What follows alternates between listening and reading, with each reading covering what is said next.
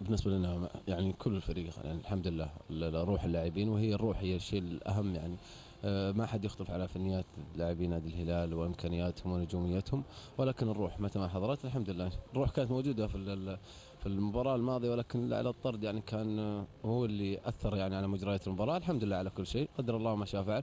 المباراه هذه ان شاء الله هي منطلقتنا واول 3 نقاط ان شاء الله جهه البطوله ان شاء الله. كابتن، ربما ما سيتغير في هذه المباراه، اصبح واضح انه خط الدفاع تحديدا في واحد لاعب خرج ببطاقه حمراء، كابتن اسامه هوساوي، في لاعب مشكوك في انه يشارك اللي هو الكابتن محمد نامي، الاقرب انه لن يشارك.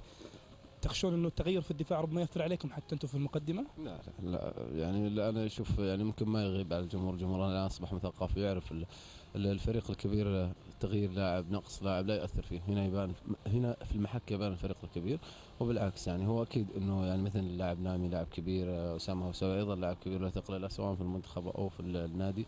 ولكن هنا الفريق الكبير يبان والمجموعه والعمل الفني والاداري وكنا كتكات واللاعبين انه نقدم صوره الفريق الكبير فريق نادي الهلال. اول شيء بسم الله الرحمن الرحيم. يعني الموضوع يعني يمكن مختلف زي ما قلت المره هذه. يمكن قد يكون التعادل في البدايه يمكن سبب شوي يعني ضغط علينا اكثر، لكن في النهايه احنا قاعدين نتعامل معه يعني بكل سلاسه، قاعدين نعطي المباراه حقها. اللاعبين يعني يمكن عارفين حجم المسؤوليه في المباراه هذه، يمكن مباراه جدا مهمه يعني جايتنا. يمكن اي نتيجه غير الفوز يمكن تدخلنا في حسابات يعني ما لها اي داعي، فبالتالي يمكن التركيز كثير على المباراه. يمكن زي ما قلت لك ما احنا مهتمين بموضوع الاعلام والتركيز قدر ما نحن مركزين على المباراه بشكل كبير. ان شاء الله باذن الله انه اليوم اللاعبين ادوا يعني المران الاخير، وكان الحمد لله في جاهزيه جدا كامله. ان شاء الله باذن الله بكره يعني تظهر الموضوع هذا في الملعب ان شاء الله.